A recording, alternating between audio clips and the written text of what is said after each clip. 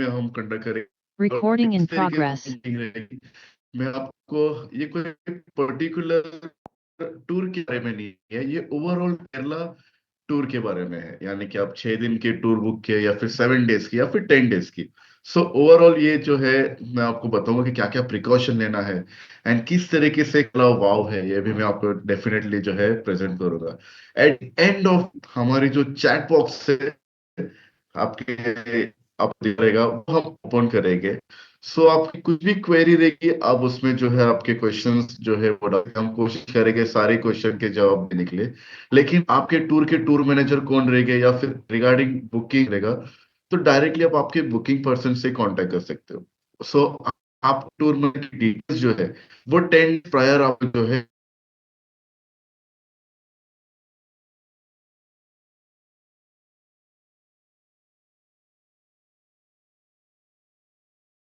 लो।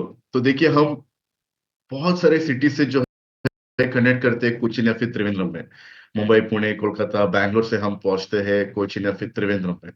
वहां हम ट्रैवल करके पहुंचते हैं। हम वहां पहुंचने के बाद समय आता है केरला एक्सप्लोर करना, और उसी के साथ साथ लाइफ भी हम सेलिब्रेट करते हैं।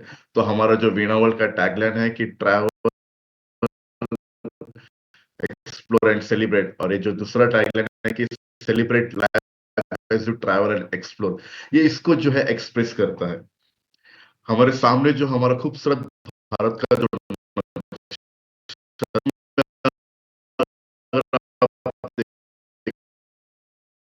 आप नीचे की तरफ आओगे तो कोस्टल एरिया में आपको मुंबई, गोवा, कर्नाटका एंड केरला दिखेगा।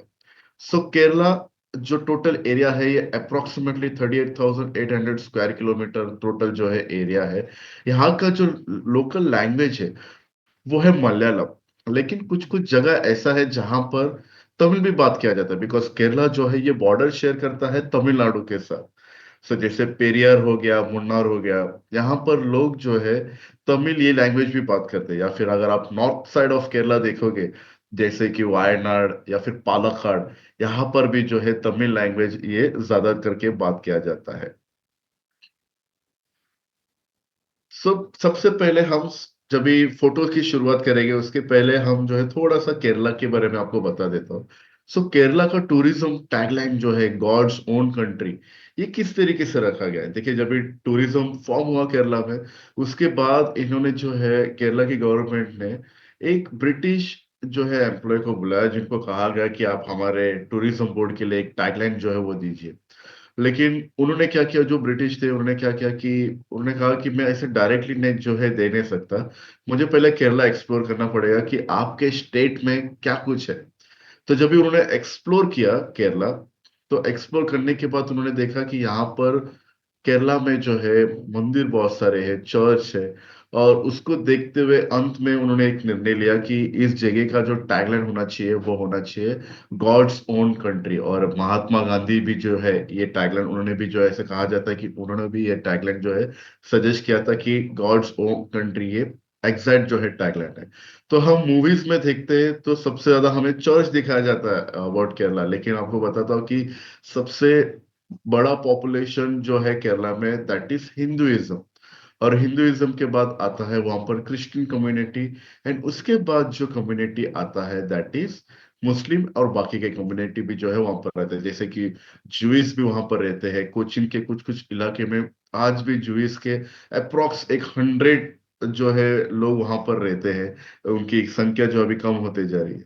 सो हमारे स्क्रीन के सामने जो फर्स्ट तस्वीर हमें नजर आ रही है वो है बैक वाटर एंड मुन्नार। तो चलिए बैक वाटर यानी कि कोस्टल, जिस बेल्ट के लिए केरला प्रसिद्ध है बैक वाटर, उससे शुरुआत करते हैं। सो बैक वाटर क्या है? समुंदर का पानी जो रिवर्स में आके एक जगह पे जमा हो जाता है उसको हम बैक वाटर कहते हैं। हमारे मुंबई के लैंग्वेज में इसको हम खाड़ी भी कहते हैं।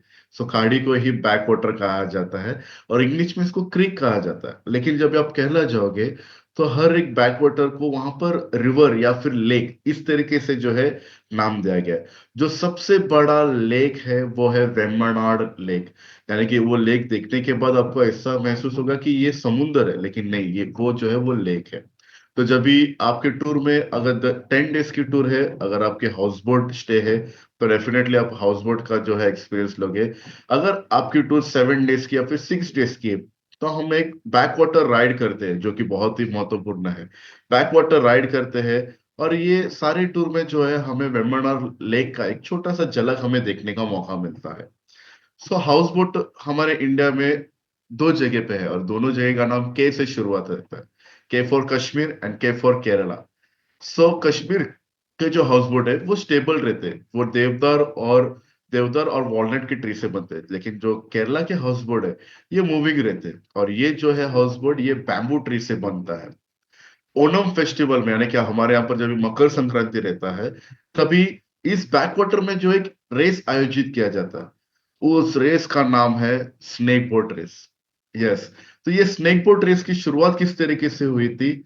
जब भी जवाहरलाल नेहरू जी, जब भी एलएपी, यानी कि जिसको उस जमाने में एलपूजा भी कहा जाते थे, जो पुराना नाम है वो है एलपूजा।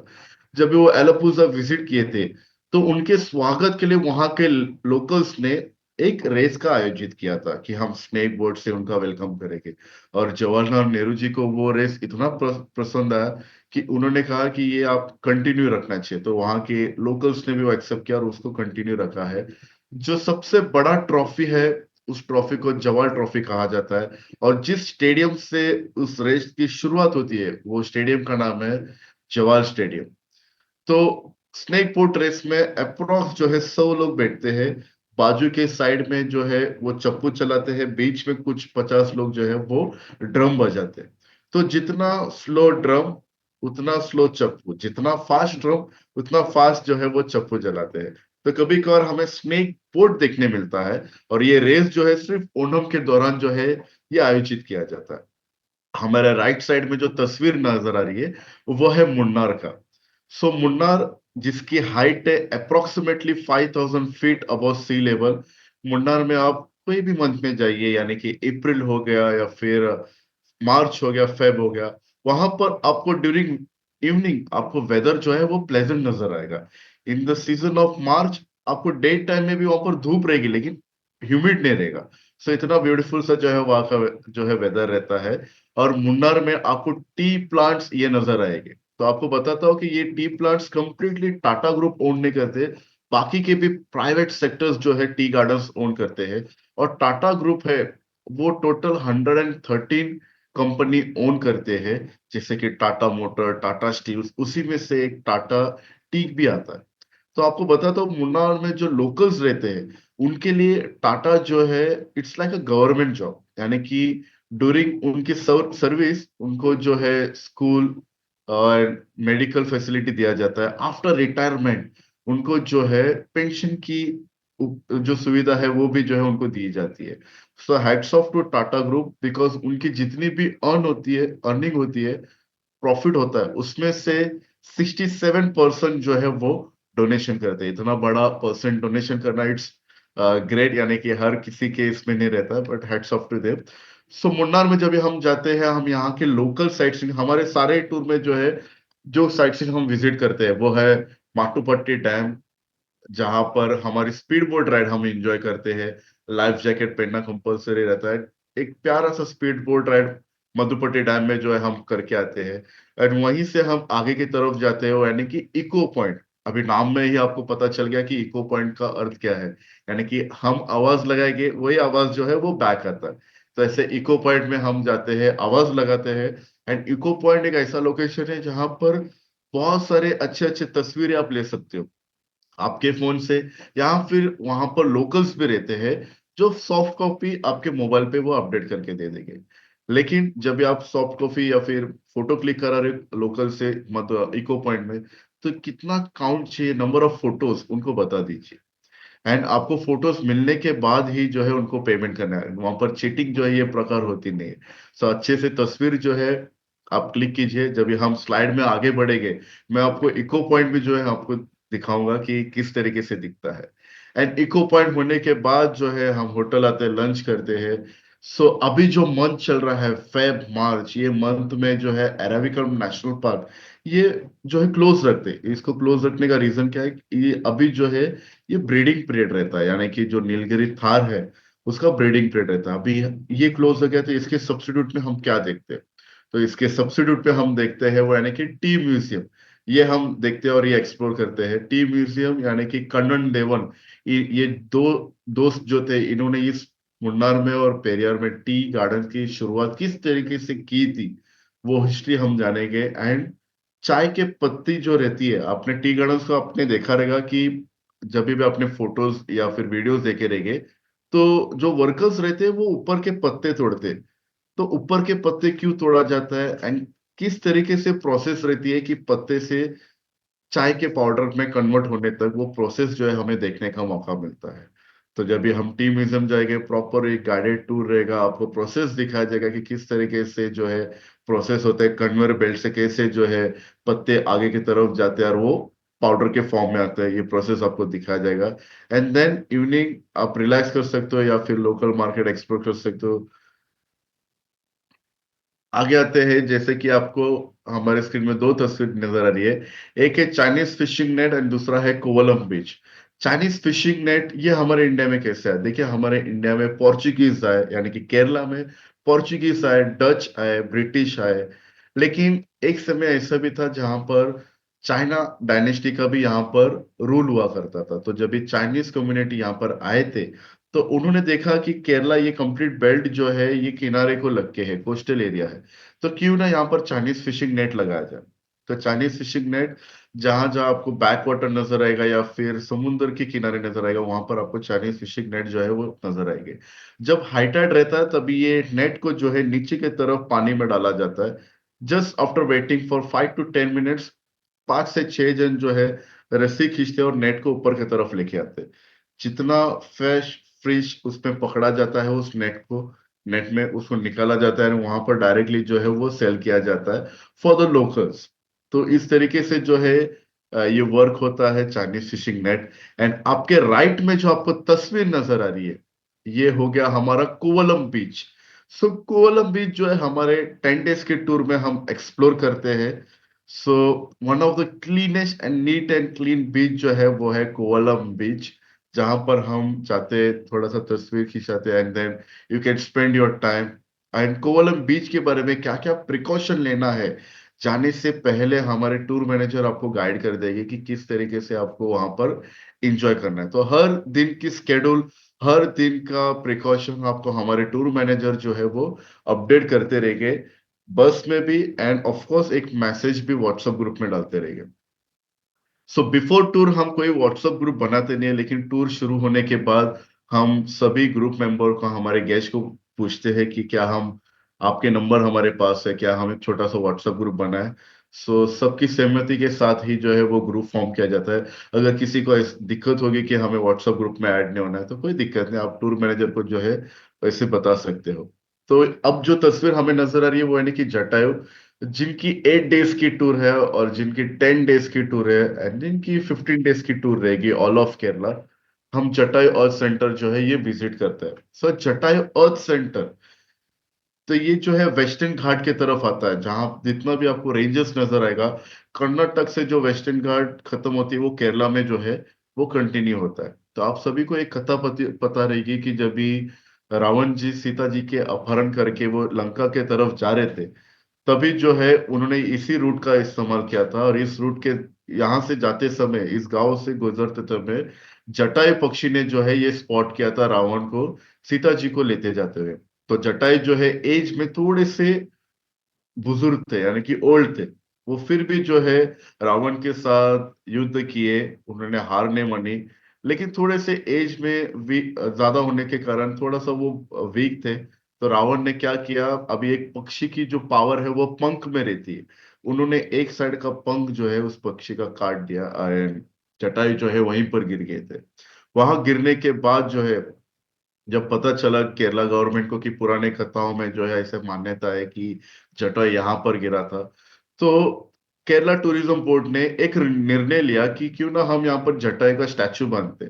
तो जब ये जटायु जटायु का स्टैचू बांधा गया था, तभी ऐसा था कि वहां के टूरिज्म बोर्ड ने एक 100 कैंडिडेट्स को बुलाया था और उनको कहा था कि आप जो अच्छे स्केच बनाते हैं, और उनको कहा गया था कि आप स्केच बनाइए जिनका सबसे बढ़िया स्केच रहेगा उनका स्केच हम सेलेक्ट करेंगे एंड ये स्टैचू हम बनाएंगे।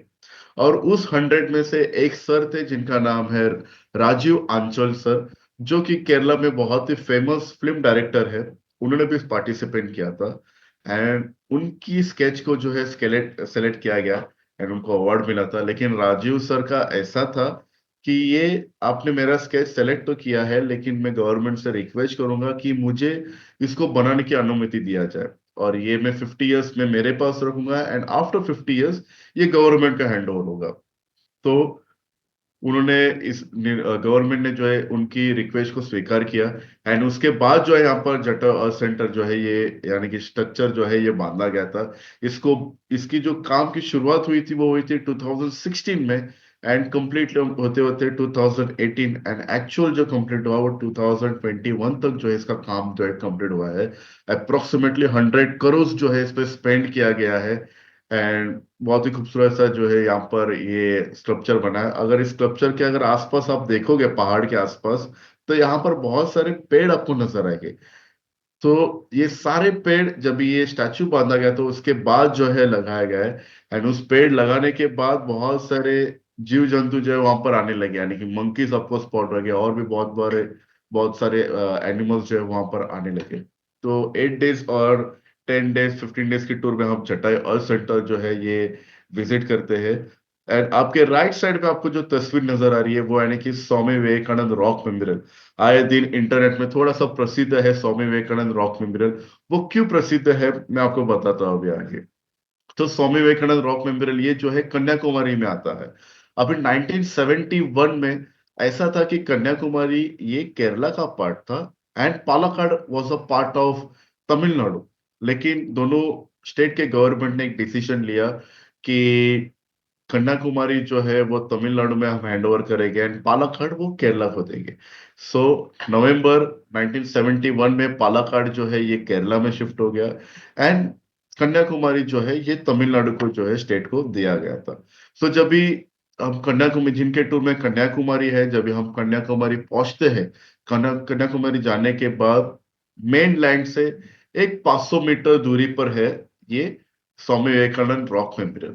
सो स्वामी विवेकानंद जी जब भी भारत भ्रमण कर रहे थे, तो भारत भ्रमण करते करते जब भी वो कन्याकुमारी आए उनको मेडिटेशन करना था, उन्होंने ये छोटा सा आइलैंड स्पॉट किया।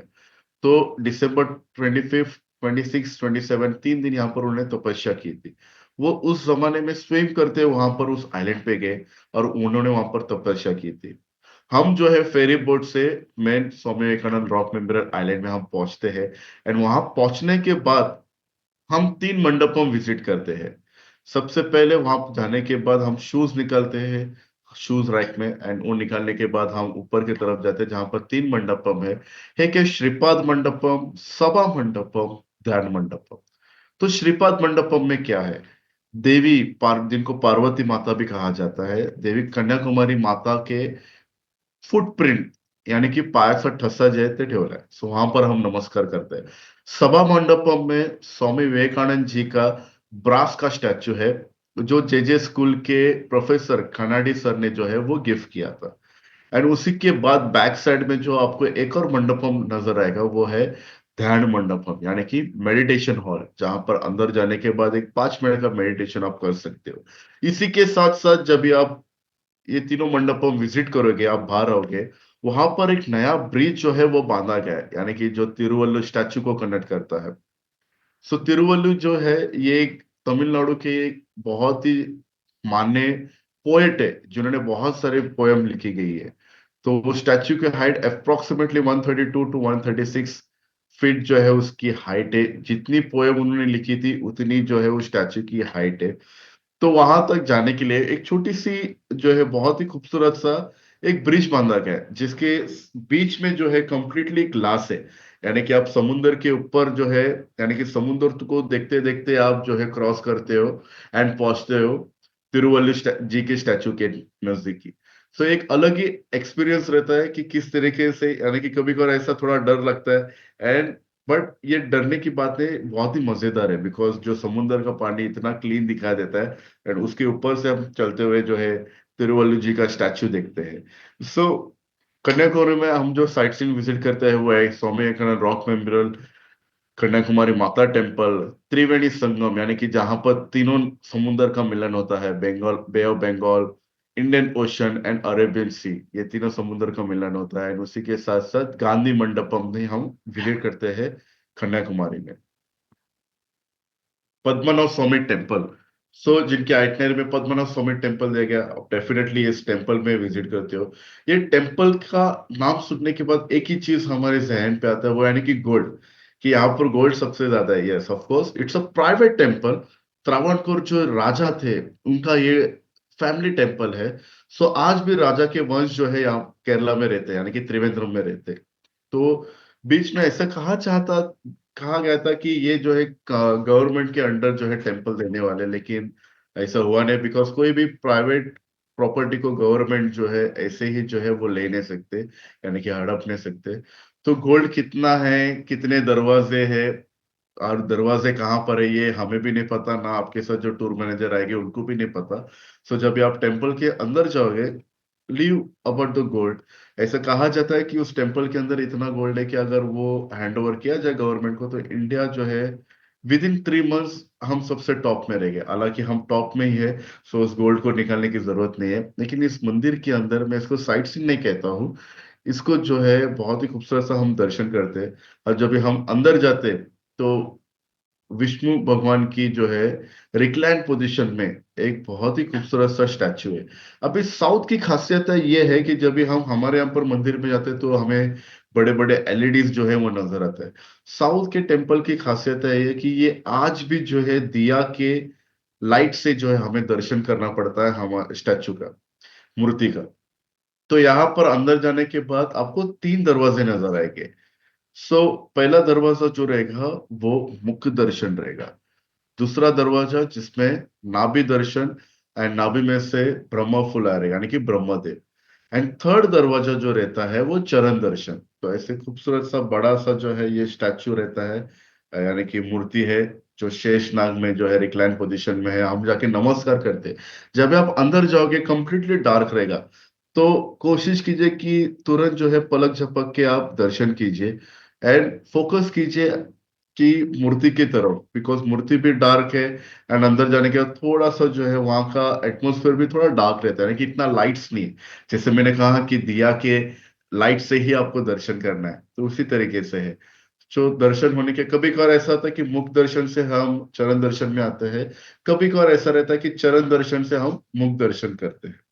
So it's completely depend on the temple authority and उनकी सिक्योरिटी में, कि वो किस तरीके से दर्शन जो है वो ऑपरेट करेंगे। एंड यहाँ पर टेम्पल में जाने के लिए जो ड्रेस कोड है फॉर गर्ल्स, जो है वो साड़ी है। स्लीवलेस कोई चीज अलाउड नहीं है, सो साड़ी आपको पहनना है। अगर आपको साड़ी में कंफर्टेबल नहीं है तो आप पंजाबी सूट या फिर ड्रेस भी पहन सकते हो। लेकिन उसके ऊपर, जैसे हम जेंट्स जो है लुंगी रैप करते हैं, उस तरीके से आपको लुंगी रैप करना है। तो ये लुंगी कहा जाता है, but the actual word for it is veshti. जो हम रात को और घर में पहन के बैठते हैं उसको लुंगी कहा जाता है, लेकिन जो व्हाइट कलर का जो रहता है उसको हम वेष्टी कहते हैं। तो जेंट्स के लिए वेष्टी, एंड बेयर बॉडी, यानी कि आप ना ही टी शर्ट ना ही सैंडो पहन सकते हो, और कोई भी इलेक्ट्रॉनिक्स अंदर अलाउड नहीं है। तो इसके बारे में प्रिकॉशन आपको डेफिनेटली हमारे टूर मैनेजर भी बता देंगे, लेकिन मैं आपको प्रिकॉशनली बता रहा हूँ ताकि आप प्रिपेयर रहे टूर के लिए। फिर से एक बार रिपीट करता हूँ, टेम्पल के ड्रेस कोड, लेडीज के लिए साड़ी एंड पंजाबी सूट। अगर आप पंजाबी सूट पहन रहे हो तो उसके ऊपर भी लुंगी रैप करना पड़ता है। क्या हडसन हमें टेम्पल के बाहर लुंगी रेंट पे मिलेगा? नहीं, लुंगी रेंट पे नहीं मिलता है, बिकॉज लुंगी जो है स्किन टच होता है। सो वहां पर आप परचेज कर सकते हो। 100 रुपीज से लेके लुंगी की शुरुआत होती है, इट गोज अराउंड 500 1000 तक जाता है। तो आपको जो कंफर्टेबल लगता है वो लुंगी ले सकते हो। वैसे यहाँ का लोकल जो पहनावा है वो है व्हाइट कलर की वेष्टी जिसपे गोल्डन कलर का बॉर्डर रहता है, और जो गर्ल्स यानी कि लेडीज का रहता है वो यानी कि व्हाइट कलर की साड़ी, और जिसमें बॉर्डर जो है वो गोल्डन कलर का रहता है। हैप्पी, हमारे कुछ गेस्ट जो रिसेंटली हमारे साथ जो है केरला की टूर करके आए, तो उनकी तस्वीरें है। सबसे पहले तस्वीर जो हमारी नजर आ रही है वो यानी कि जटायु अर्थ सेंटर यानी कि जटाई की, स्कल्पचर के बाहर जो है ग्रुप फोटो निकाला गया है। एंड उसी के साथ साथ मैंने आप सभी को कहा था कि मैं आपको इको पॉइंट दिखाऊंगा।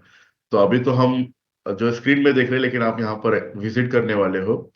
तो जो दूसरी तस्वीर दिख रहे हैं जहां पर हमारे दो टूर मैनेजर नीचे की तरफ बैठे हुए हैं, ये है इको पॉइंट। और यहाँ पर ही मैंने कहा था कि बहुत अच्छे अच्छे तस्वीरें जो है आप क्लिक कर सकते हो। राइट में आपको जो दिख रहा है यानी कि तीसरा तस्वीर, ये है Swami Vivekananda rock memorial. And जो फोटो के बैकग्राउंड में आपको जो मंडप नजर आ रहा है, ये मंडपम है सभा मंडपम, जहां पर स्वामी विवेकानंद जी का ब्रास की जो है बहुत ही खूबसूरत सी मूर्ति है।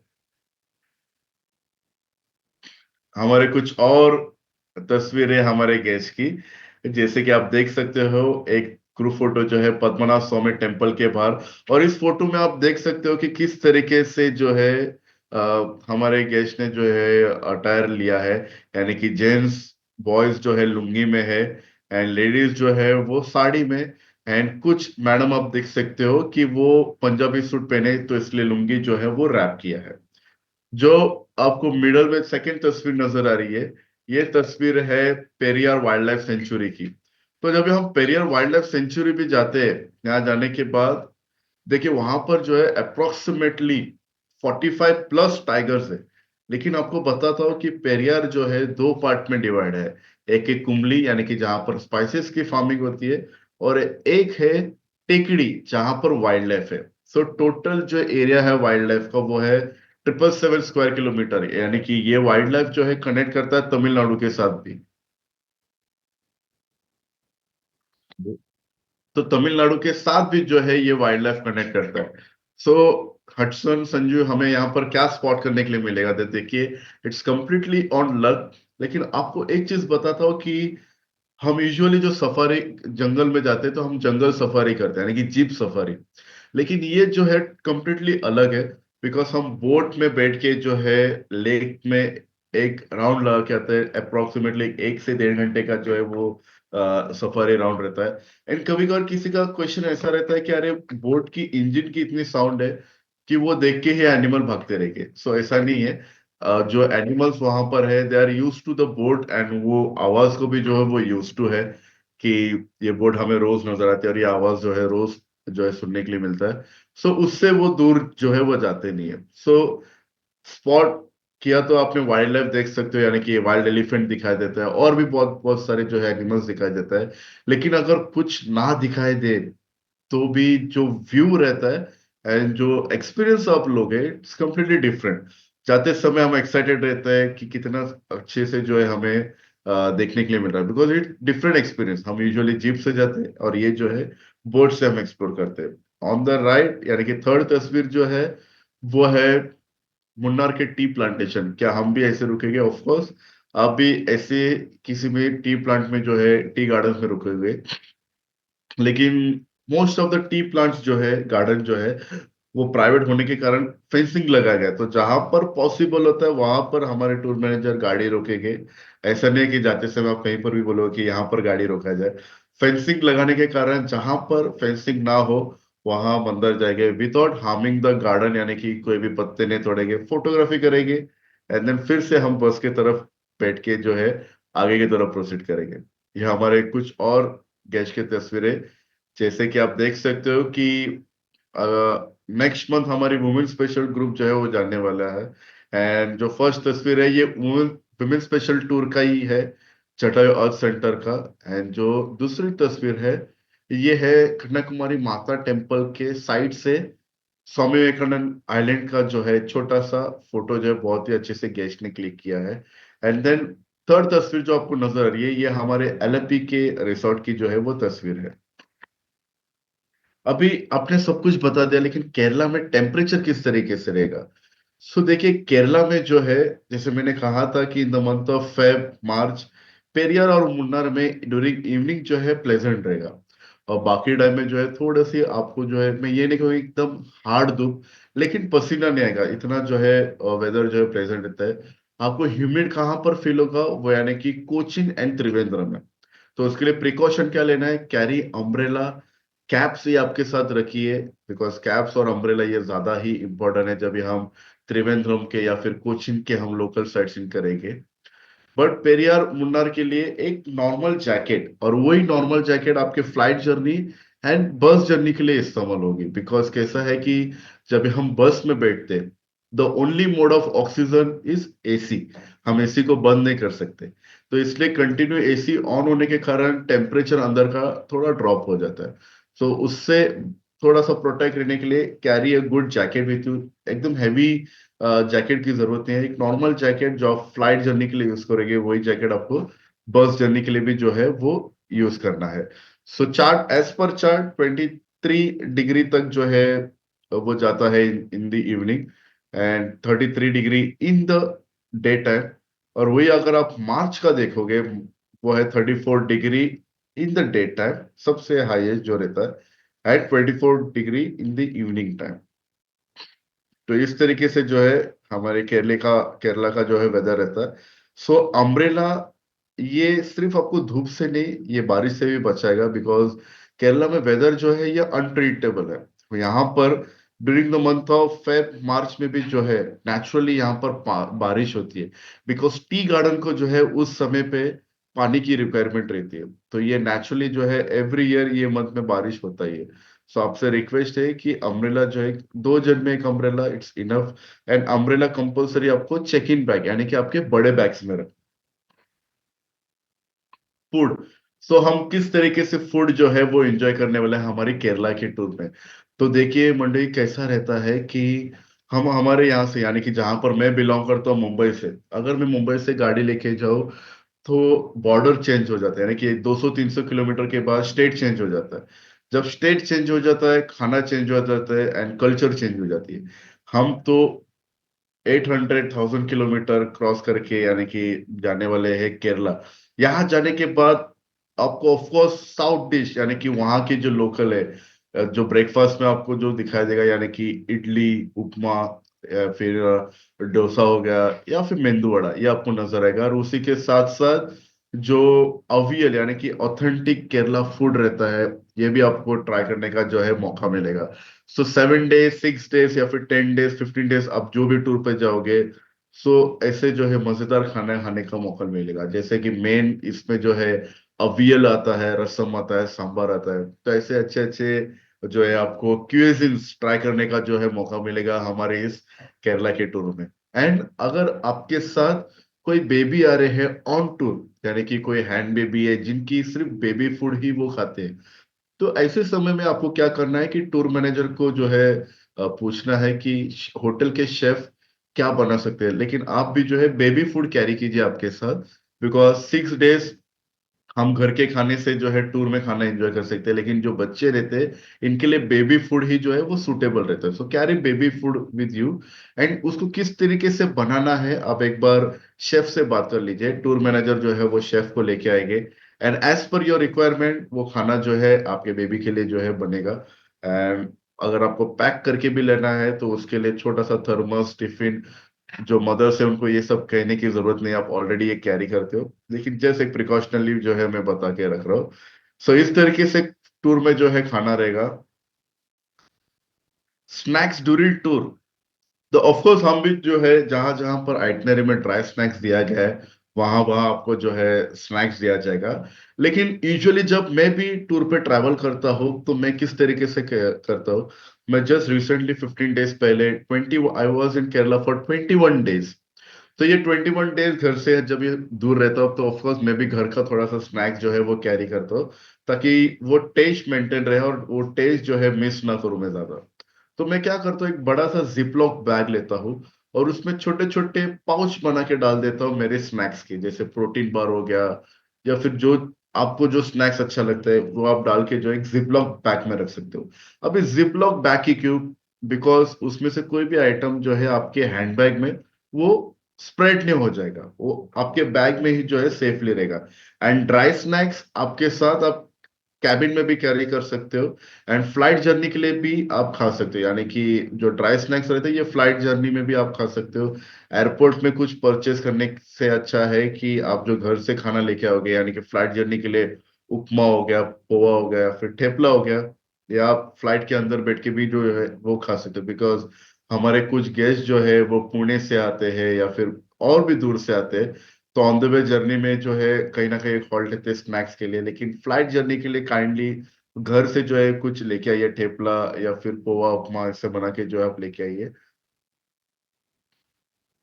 होटल्स ऑन टूर, हम कभी भी होटल्स के कैटेगरी जो है वो हम बताते नहीं कि कौन से कैटेगरी जो है रहेंगे, 4 स्टार या 5 स्टार, लेकिन हमारे सारे होटल जो है ये स्टैंडर्ड और कंफर्टेबल रहते हैं। अभी स्टैंडर्ड और कंफर्टेबल जहां पर ये वर्ड आ गया तो समझ जाए कि आपका जो स्टे होने वाला है वो रिलैक्स होने वाला है। यानी कि जो हम साइट से स्टार्ट करेंगे मॉर्निंग 8 से लेके इवनिंग तक, जब भी हम पहुंचेंगे होटल, साइट सीइंग करते करते जब भी हम होटल पहुंचेंगे, तो बिलीव मी एक कंफर्ट आपको जो है फील होगा हमारे होटल में जाने के बाद। एंड इस होटल में फैसिलिटी क्या क्या रहती है, ऑन कॉल कुछ इमरजेंसी रहता है, डेफिनेटली वो फैसिलिटी जो है वो अवेलेबल रहती है। टी कॉफी के सैशे जो है कॉम्प्लीमेंट्री रहती है, पानी का बॉटल जो है वो कॉम्प्लीमेंट्री रहता है।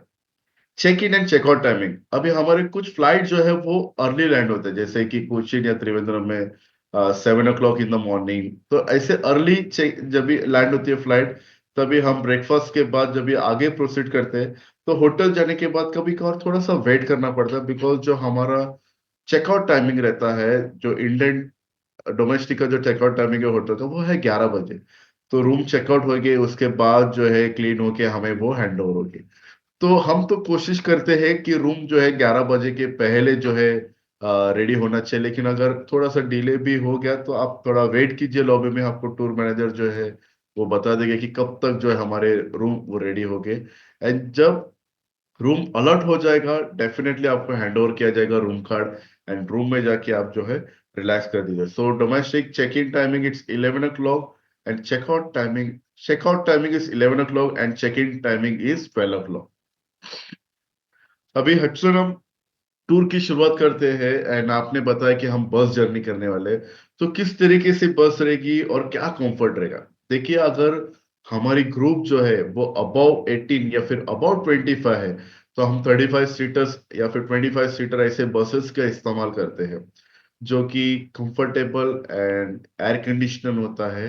कभी कभार ऐसा रहता है कि हमें जो है पीछे बैठना नहीं है, बिकॉज हम जो सीट अलॉट करते हैं ये एज पर बुकिंग रहता है। सपोज मैंने और संजीव ने अभी टूर बुक किया है, एंड हमारे निकलते ही कोई और आके किसी और ब्रांच में जाके या फिर किसी और ऑफिस में जाके, बिनावट के ऑफिस में जाके बुकिंग की है, तो एक एक सेकेंड एक एक मिनट का भी हम टाइम नोट डाउन करते हैं, तो बाय डिफॉल्ट उनकी सीट जो है हमारे पीछे आती है।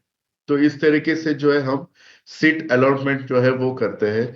सो जो आपका सीट नंबर रहेगा वही फर्स्ट डे से लेके लास्ट डे तक वही सीट नंबर जो है आपको अलॉट किया जाएगा और उसी में आपको बैठना है। लेकिन किसी को ऐसा रहेगा कि नहीं, हम पीछे बैठने में कंफर्टेबल नहीं है, तो आपके लिए एक ऑप्शन है, वो यानी कि प्राइम सीट, यानी कि टूर मैनेजर के पीछे की जो सीट रहती है, इसको हम प्राइम सीट कहते हैं। अगर आपको वो प्राइम सीट आपको आपके टूर में आपके लिए चाहिए, तो अभी जो है आप इस मीटिंग के बाद आप आपके बुकिंग पर्सन को कांटेक्ट कर सकते हो। सो बुकिंग पर्सन आपको बताएंगे कि प्राइम सीट की कॉस्ट कितनी है, आफ्टर एडिंग जीएसटी वो जो है आपको बता देंगे कि कितना अमाउंट आपको पे करना है फॉर प्राइम सीट। एंड अगर ऑलरेडी पेड हो चुका है प्राइम सीट, तो फिर आपको जो है आपको जो सीट नंबर अलॉट किया जाता है वही सीट नंबर पे आपको बैठना है। अब ये सीट नंबर आपको कब पता चलता है, जब भी आप पहुंचते हो डेस्टिनेशन पे केरला में, कोचीन या त्रिवेंद्रम एयरपोर्ट में, तो first day he before boarding the bus आपको टूर मैनेजर बता देंगे कि कौन सी सीट जो है आपकी है। एंड अगर हमारी ग्रुप 10 जन की है या फिर 12 जन की है, तो ऐसे टेम्पो ट्रैवलर जो है हम इस्तेमाल करते हैं, आपके हमारे तस्वीर में जो है नजर आ रही है।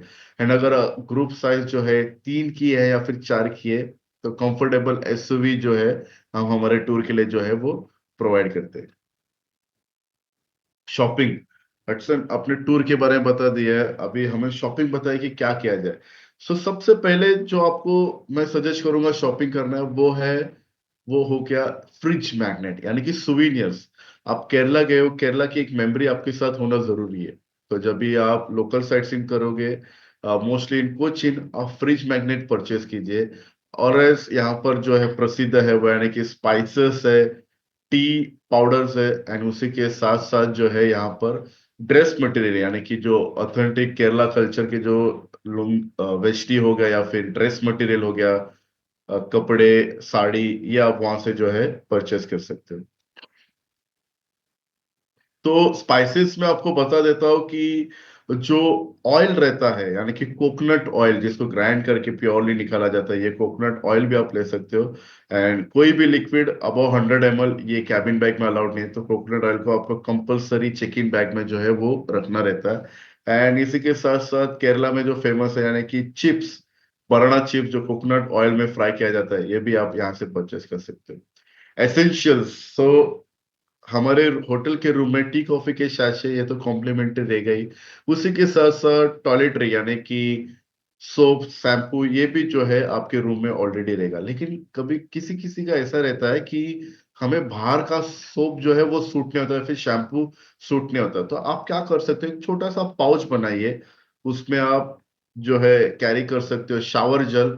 शावर जल इसलिए बिकॉज सोप अगर आप कैरी करोगे तो उसके साथ बॉक्स कैरी करना पड़ेगा सोप के लिए, एंड उसके साथ एक पॉलिथीन बैग कैरी करना पड़ेगा ताकि वो पानी लीक ना हो। तो सबसे बेस्ट वे है, आप कैरी कर सकते हो बॉडी वॉश। तो बॉडी वॉश या फिर शैम्पू, ऐसे छोटे छोटे आइटम आप पर जो है आपके किट पे रख सकते हो। और यहाँ पर आप देख सकते हो कि हमने अम्ब्रेला भी जो है मेंशन किया, बिकॉज जैसे मैंने कहा कि weather is unpredictable, so umbrella poncho ये आपके साथ होना जरूरी है। उसी के साथ साथ हमने आईवेयर भी दिया गया है, यानी कि अगर आपको स्पेक्स है, पावर ग्लासेस है, तो वो दो एक्स्ट्रा कैरी कीजिए। इन केस ब्रेक हो जाता है या फिर कहीं पर मिसप्लेस हो जाता है, तो नया बना के लेने में समय लगता है, ये आपको भी आइडिया है। तो एज अ बैकअप दो कैरी कीजिए, ताकि आपको ऑन टूर जो है दिक्कत ना आइए। और पावर ग्लासेस के साथ साथ सन ग्लासेस भी कैरी कीजिए, ताकि धूप से आपको थोड़ा सा जो है वो राहत मिलेगी, यानी कि जब भी हम बाहर निकलेंगे साइट सीइंग करने के लिए, जहां पर धूप रहेगी, थोड़ा सा आपको जो है इंजॉय करने जैसा रहेगा। एंड फोटोज भी जो है सनग्लासेस में बढ़िया आते हैं। पानी के बॉटल हमने यहाँ पर जो है दिखाया है, लेकिन पानी के बॉटल ऑन टूर पर पर्सन पर डे 1 लीटर का बॉटल जो है ये कॉम्प्लीमेंट्री दिया जाता है। लेकिन घर से जब आप निकलते हो, तो जैसे हम ऐसे एक छोटे से बॉटल जो है वो कैरी करते हैं फॉर द टूर ऑल्सो। ये बॉटल क्यों? बिकॉज जब भी हम एयरपोर्ट पहुंचते हैं, चेक इन, सिक्योरिटी ये करते समय जो है प्यास लगती है, और तभी हम बॉटल परचेस करते हैं। तो बॉटल परचेस करने से अच्छा ऐसे एक छोटे से बॉटल कैरी कीजिए आपके घर पे। बिफोर सिक्योरिटी चेक इन पानी खत्म कर दीजिए, या फिर बेसिन में जाके पानी डाल दीजिए।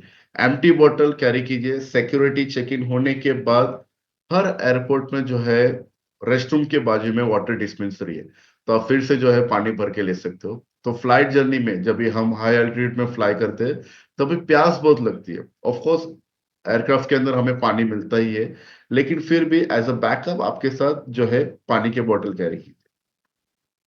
हेल्थ इज वेल्थ, ये हमारे टूर के लिए नहीं, लेकिन हमारे लाइफ के लिए भी ये इम्प्लीमेंट होता है कि अगर हमारी सेहत अच्छी है तो ही जो है हम अच्छे से एक लाइफ जो है वो जी पाएंगे, यानी कि सक्सेसफुल हो पाएगा। फिटनेस, सो हमारी टूर है, एंड अगर आपको वॉक करने की ज्यादा आदत नहीं है, लेकिन जैसे टूर की शुरुआत हो जाती है, वॉकिंग प्रोसेस ज्यादा जो है वो ज्यादा हो जाता है, तो हमें ऐसा लगता है कि अरे कितना चलना पड़ रहा है। तो अगर आपकी टूर नेक्स्ट वीक है या फिर नेक्स्ट मंथ है, तो कोशिश कीजिए कि आज से ही थोड़ा सा वॉकिंग की आदत रखिए, ताकि ऑन टूर जब आप पहुंचोगे तो आप जो है ज्यादा थकोगे नहीं, and you will be use to it. And उसी के साथ साथ अगर आपने न्यू शूज परचेज किया होगा, तो न्यू शूज जब हम परचेज करते हैं, हमारी एक रहती है सोच कि टूर के दिन ही जो है हम वो शूज पहनेंगे, लेकिन नया शूज का आपको भी आइडिया होगा कि थोड़ा सा जो है वो अनकंफर्टेबल रहता है।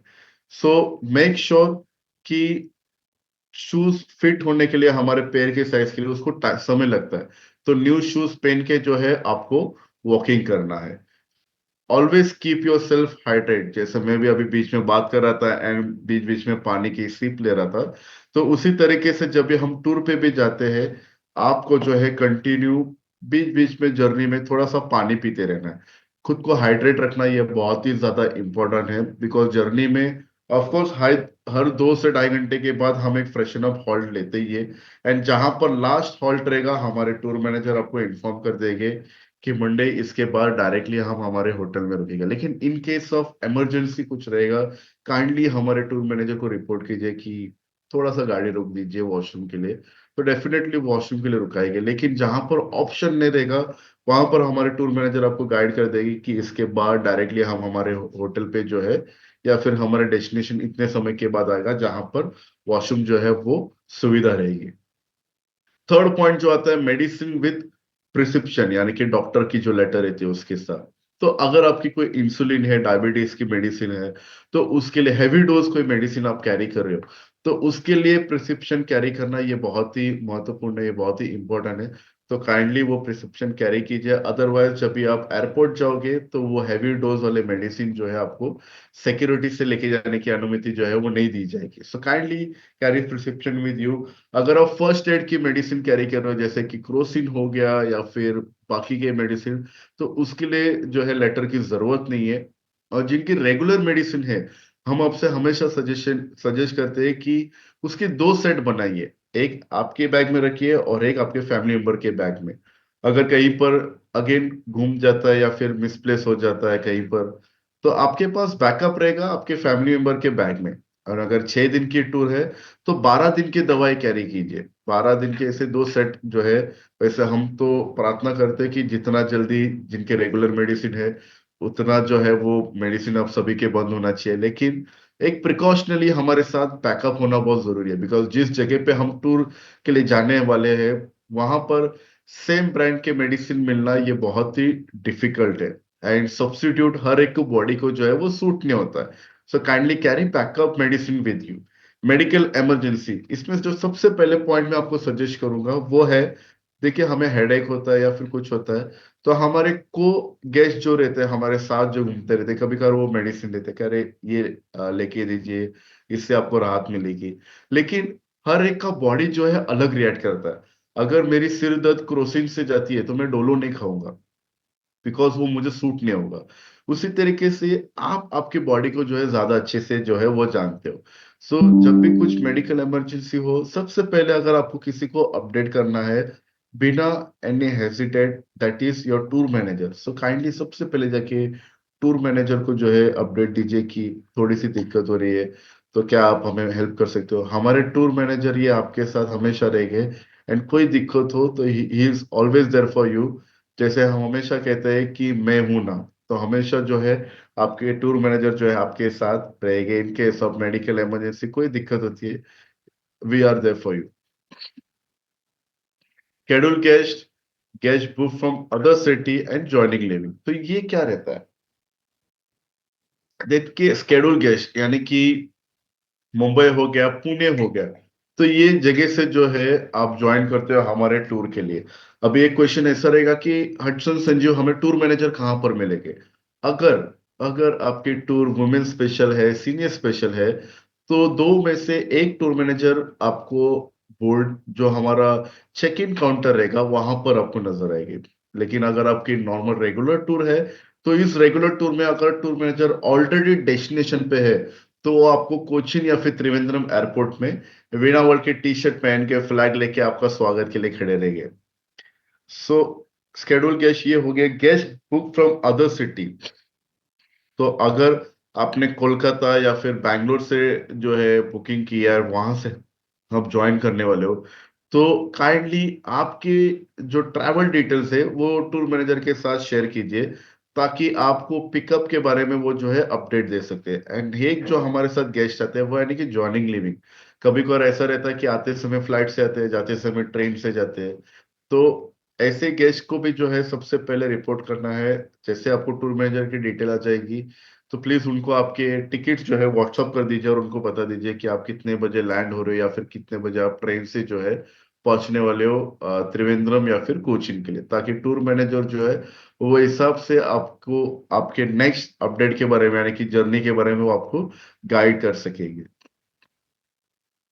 बैगेज अलाउंस, जैसे आप सभी को आइडिया होगा कि डोमेस्टिक में जो बैगेज अलाउंस है वो है 15 kg चेक इन बैग यानी कि बड़े bags, and 7 kg cabin bag जो आप फ्लाइट के अंदर लेके आ जा सकते हो। अभी एक कॉमन क्वेश्चन हमें जो है सुनने में आता है कि क्या मैं कैमरा बैग कैरी कर सकता हूँ? ऑफ कोर्स आप कैरी कर सकते हो, और उस कैमरा बैग के साथ आप एक कैबिन बैग भी कैरी कर सकते हो। जो लेडीज का पर्स रहता है इसको कैबिन बैग में कंसिडर नहीं किया जाता, सो लेडीज के पर्स के साथ साथ एक कैबिन बैग भी जो है वो आपके साथ आप कैरी कर सकते हो। एयरपोर्ट फॉर्मेलिटी, हम सब जो है रेगुलर फ्रीक्वेंट ट्रैवलर है, लेकिन हमारे साथ कुछ मेंबर्स ऐसे भी है, हमारे कुछ गेस्ट ऐसे भी है जो फर्स्ट टाइम फ्लाइट का एक्सपिरियंस करने वाले। तो जब भी हम एयरपोर्ट का नाम सुनते हैं, जो फर्स्ट टाइम जाने वाले, थोड़ा सा जो एक डर रहता है कि अरे कसं असणार है, आत कसं जायचं, कोणाला भेटायचं। It's very easy. सबसे पहले आपको जो टिकट मिलती है, सो उस टिकट का प्रिंट ले लीजिए, या फिर आप मोबाइल पे भी दिखा सकते हो। एंड आपका ID, Aadhaar card, driving licence, voter ID, ये आपको दिखाना है। वो दिखाने के जैसे आप एयरपोर्ट पहुंचोगे, बाहर सीआईएसएफ के जवान खड़े रहेंगे, उनको आप टिकट और आईडी दिखाइए। वो चेक होने के बाद आप जब भी अंदर जाओगे, एयरपोर्ट के अंदर जाने के बाद, अगर आपकी इंडिगो फ्लाइट है या फिर अक्सा एयरलाइंस है या फिर एयर एशिया, जो भी एयरलाइंस रहेगी, वो एयरलाइंस के काउंटर के क्यू में खड़े रहिए। जब भी आप काउंटर पे पहुंचोगे, जैसे हमारे तस्वीर में आगे नजर आ रही है, वहां पर जाइए फैमिली के साथ। आपको सभी के टिकट्स दिखाना है, सभी के आईडी कार्ड सबमिट करना है।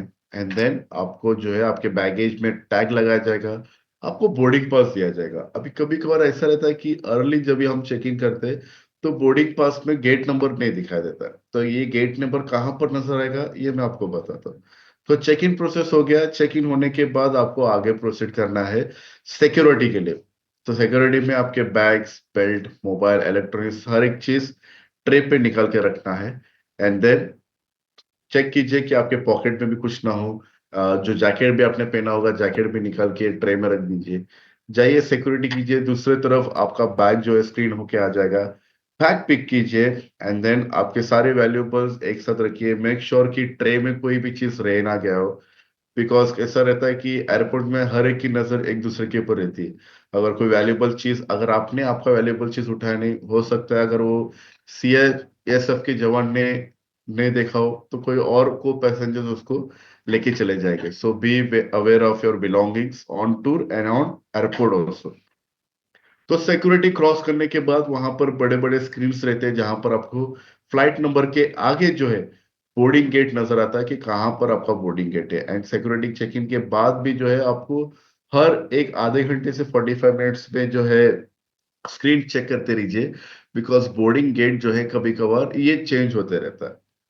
And 1 hour prior to the departure, अगर आपकी 3 बजे की फ्लाइट है, तो कोशिश कीजिए, यानी कोशिश नहीं, आपको 2 बजे बोर्डिंग गेट के पास आके वेट करना है। उसका रीजन ऐसा है कि 3 बजे जो है फ्लाइट टेक ऑफ करेगी। अगर आप 3 बजे आओगे, बोर्डिंग गेट का दरवाजा क्लोज हो गया, तो आप फ्लाइट में बोर्ड नहीं कर सकते हो। तो मेक श्योर कि अगर आप फूड कोर्ट में हो, लाउंज में जा रहे हो, लाउंज एक ऐसा जगह रहता है कि हम एक अलग ही माहौल में चले जाते हैं, थोड़ा सा शांत हो जाता है, वहां पर अनाउंसमेंट नहीं की जाती है।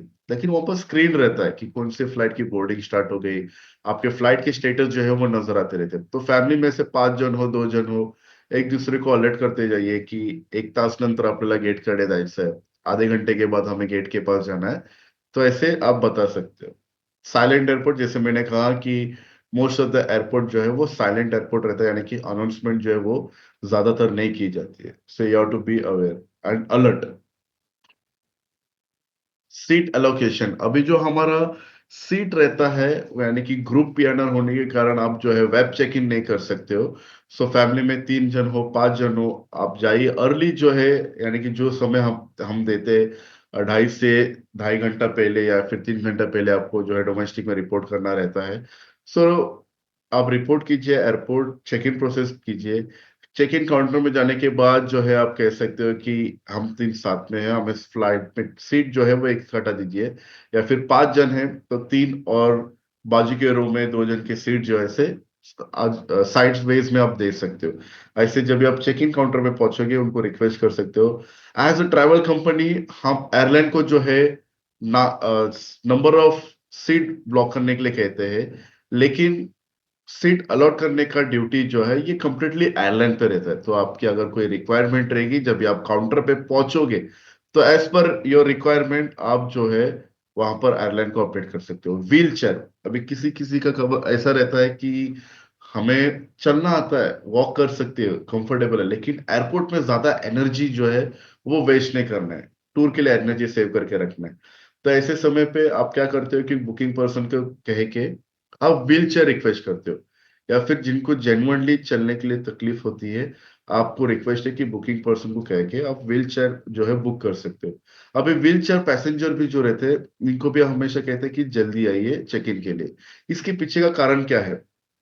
देखिए, अगर एक एयरक्राफ्ट में 150 पैसेंजर्स बैठते एंड 150 में से 11 जन को व्हील चेयर की रिक्वायरमेंट है, तो जो फर्स्ट आएगी उनको व्हील चेयर पहले दिया जाएगा। जो बाद में आएंगे उनको हो सकता है कि वेट करने के लिए कहा जाएगा, या फिर कहा जाएगा कि आप वॉक करके ही स्लो स्लो जो है सिक्योरिटी करके गेट के पास पहुंचिए, हमारे पास व्हील चेयर जो है वो नहीं है। तो इससे बचने के लिए सबसे बेस्ट वे है कि अर्ली आके चेक इन कीजिए, एंड उसके बाद आपको जो है वो बोर्डिंग गेट तक जो है, यानी कि एयरक्राफ्ट के अंदर तक जो है व्हील चेयर से वो आपको लेके जाएंगे।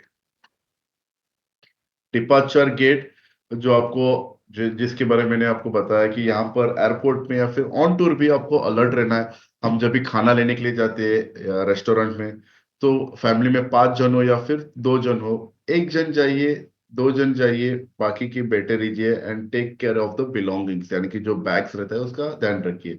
हमारे जो सीट की जो जो चेयर रहती है उसके ऊपर हम बैग रख के जाते हैं, लेकिन जब हम खाना लेके चले जाते हैं, वो साइड में से लेके जाने के लिए बहुत ही इजी हो जाता है, यानी कि कोई भी चुरा के लेके जा सकते हैं। So be aware about your belongings, your valuables. ज्यादा हैवी ज्वेलरी कैरी करने की जरूरत नहीं है।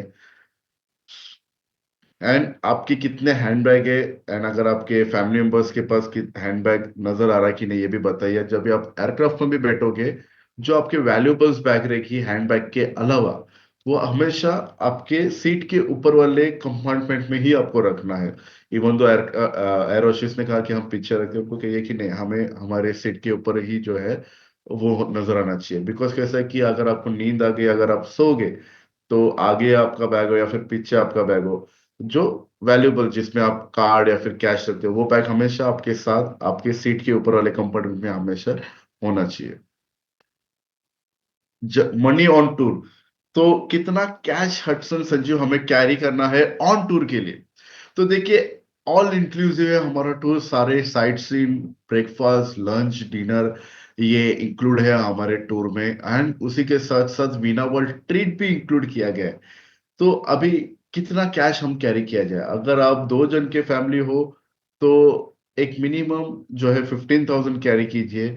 अगर 5 जन के फैमिली हो, तो एक 30 to 40,000 आपके साथ कैश रहेगा तो भी चलेगा। वैसे हर जगह पे जो है यूपीआई कार्ड जो है ये एक्सेप्ट किया जाता है, लेकिन लोकल शॉप में जाएंगे वहां पर यूपीआई और करेंसी, यानी कि पैसे दोगे तो ही वो बेटर रहेगा। एंड थोड़ा सा अमाउंट जो है वो इमरजेंसी के लिए भी, ये अमाउंट अगर आप रख रहे हो, अगर सपोज शॉपिंग के लिए आप क्रेडिट कार्ड या फिर डेबिट कार्ड इस्तेमाल कर रहे हो, यूपीआई इस्तेमाल कर रहे हो, तो जो कैश रहेगा वो आपको इमरजेंसी के लिए भी जो है एज अ वर्क करेगा। एंड अगर पॉसिबल होता है, जब भी हम टूर पे जाते हैं, हम हमेशा कहते हैं कि बी ऑन टाइम। और मैं आप सभी को भी कहता हूँ कि be on time to enjoy Kerala. Because हम एज अ टूर मैनेजर तो एक्सप्लोर करते रहते हैं और जाते रहते हैं और हम मजा करते हैं, बहुत धमाल मस्ती करते हैं। लेकिन आप जाओगे केरला विजिट करने के लिए, तो समय में रहना बहुत ही जरूरी है। So be on time to enjoy Kerala. अगर आप लेट आ गए हो, ऑफ कोर्स आपको वेट करना पड़ेगा जिस डेस्टिनेशन में आप हो वहां से, फिर जहां पर ग्रुप पहुंचा है वहां पर आपको ज्वाइन करना होगा। बिकॉज आप ही इमेजिन कीजिए, अगर ग्रुप में 28 में हमारे मेंबर्स है, 28 में से कोई एक भी लेट होता है, तो बाकी के 27 को उनके लिए वेट करना था। सो ऐसा मत कीजिए, वो अच्छा नहीं लगता है। Be on time to enjoy the मस्ती। अगर आप समय पे रहोगे, तो हम एज अ टूर मैनेजर कोशिश करेंगे कुछ एडिशनल दिखाने के लिए, कुछ एडिशनल एक्सप्लोर करने के लिए। सो ये जो अमाउंट रहेगा, आप एडिशनल ऑप्शनल साइट सीइंग के लिए भी आप इस्तेमाल कर सकते हैं। Mobile, so usually Kashmir Ladakh में हम हमेशा सजेस्ट करते हैं कि वहां पर जो है पोस्टपेड सिम कार्ड चलता है, प्रीपेड सिम कार्ड चलता नहीं है। लेकिन केरला में ऐसी कोई दिक्कत नहीं है। केरला में प्रीपेड पोस्टपेड दोनों सिम कार्ड जो है ये वर्किंग रहता है। एयरटेल, जियो, बीएसएनएल यहाँ और वोडाफोन, इस सब के नेटवर्क जो है वहां पर अच्छे रहते हैं। क्लोथ्स एंड फुटवेयर, तो किस तरीके से कैरी किया जाए? देखिए, कंफर्टेबल स्पोर्ट्स शूज तो आपको कैरी करना है, बिकॉज हम डे में वॉक करते रहते हैं। उसी के साथ साथ फ्लिप फ्लॉप या सैंडल भी कैरी कीजिए, होटल के आसपास एक्सप्लोर करने के लिए, शाम के वक्त वॉक करने के लिए होटल के आसपास। तो ये सैंडल जो है कंफर्टेबल रहेगा। तो कपड़े किस तरीके से कैरी करना है? अगर 6 दिन की टूर हो, 3 जीन्स जो है वो 3 जीन्स ये सफिशिएंट रहेगा। 5 टी शर्ट या फिर 3 टी शर्ट 2 शर्ट ऐसे कॉम्बिनेशन में आप कैरी कर सकते हो। ज्यादा हैवी कुछ कैरी कीजिए मत, because of course 15 kg limit है। एंड आप यहाँ से लाइट लेके जाओगे तो आते समय आपका जो शॉपिंग करेगा वो आप जो है आपके बैग में शिफ्ट कर सकते हो। और जैसे मैंने कहा कि in the month of Feb March and April यहाँ पर आपको पेरियार मुन्नार में जो है वेदर प्लेजेंट मिलेगा। तो एक लाइट जैकेट कैरी कीजिए, हैवी जैकेट नहीं, लाइट जैकेट की कैरी कीजिए to protect yourself. Rest room hall जैसे मैंने आपको एक्सप्लेन किया था कि यार 2 से ढाई घंटे के बाद हम एक फ्रेशन अप हॉल जो है वो लेते हैं, लेकिन इन case of emergency kindly tour manager को बता दीजिए, इसमें कोई शर्म की बात नहीं, बता दीजिए कि थोड़ा अपन थांबू शकतो का। जहां पर इमरजेंसी जो फर्स्ट हॉल्ट रहेगा वहां पर हमारे टूर मैनेजर जो है हमारे कैप्टन को कह के गाड़ी रोकेंगे। लेकिन जहां पर भी इमरजेंसी हॉल्ट रहेगा, ये कहीं भी हमने इससे पहले कहीं पर भी हॉल्ट कभी लिया नहीं रहेगा। सो वॉशरूम को जज मत कीजिए कि किस तरीके से वॉशरूम रहेगा, लेकिन जो हमारे रेगुलर फ्रेशन अप हॉल्ट है ये नीट एंड क्लीन जो है वो वॉशरूम्स रहते हैं। सो आपके टूर के बारे में अपडेट या फिर कुछ बैलेंस पेमेंट आपके रह गए तो हमारे वेबसाइट में जाके जो है आप लॉग इन करके आपके टूर के डिटेल्स जो है वो आप देख सकते हो। एंड एट द एंड हमारे टूर मैनेजर जैसे मैंने कहा इन केस ऑफ इमरजेंसी या फिर ज्वाइनिंग लिविंग गेस्ट हो या फिर कोई भी हो, हमारे टूर मैनेजर ये आपके साथ रहेंगे, मैं हूं ना कहते हुए। सो कोई भी चीज की जरूरत है या फिर कुछ पूछना होगा, आप डेफिनेटली आपके टूर मैनेजर के नंबर मिलने के बाद उनको व्हाट्सअप कीजिए कि आर यू फ्री। बिकॉज कभी कभार अभी ये सीजन की शुरुआत हो रही है तो कभी कभार ऐसा रहता है कि वी आर ऑन टूर, तो ऑन टूर होने के कारण कॉल कभी कभार मिस हो जाता है या फिर कहीं पर जर्नी कर रहे तो नेटवर्क जो है उतना रहता नहीं है। तब उनको मैसेज कर सकते हो, एंड जब हमारे टूर मैनेजर फ्री रहेंगे डेफिनेटली वो आपको रिवर्ट करेंगे and they will call you. अब इतना सब कुछ सुनने के बाद now it's time to explore Kerala. तो चलो बैग भरो एंड निकल पड़ो। हमारे स्क्रीन में आपको एक नंबर जो है वो नजर आता रहेगा, मैं ये नंबर रिपीट भी करता हूँ, लेकिन आप भी जो है इस नंबर का इस स्क्रीन का फोटो निकाल के रखिए। 8879972211, 8879972211। तो ये हमारे इमरजेंसी नंबर है। इन केस अगर ऑन टूर या फिर टूर के बाद कोई इमरजेंसी की रिक्वायरमेंट रहती है, आप डेफिनेटली इस नंबर को जो है कॉल करके जो है पूछ सकते हो about what are the issues, आप बता सकते हो। सो रिगार्डिंग बुकिंग कुछ रहेगा तो डायरेक्टली आप आपके बुकिंग पर्सन से जो है कांटेक्ट कर सकते हो। तो केरला किस तरीके से खूबसूरत है, जब भी आप वहां जाओगे तो आपको जो है मजा आएगा। एंड हम टूर मैनेजर की यूजुअली जो फेवरेट स्पॉट है या फिर फेवरेट डेस्टिनेशन है केरला में वो है मुन्नार। बिकॉज मुन्नार हम सबसे ज्यादा जो है वो एंजॉय करते हैं, एंड हर टूर में केरला के हमारे मुन्नार जो है वो 2 नाइट स्टे रहता है। यस यस कीर्ति मैम, संजीव जी ने जो है यहाँ पर हमारे साथ शामिल हो चुके हैं। तो संजीव ने जो है ऑलरेडी चैट बॉक्स ओपन किया है, तो आपकी कोई भी क्वेरी हो तो you can ask. Will be get elephant ride? Yes, depend करता है समय पे। तो एलिफेंट राइड जो है ये पेरियार में किया जाता है।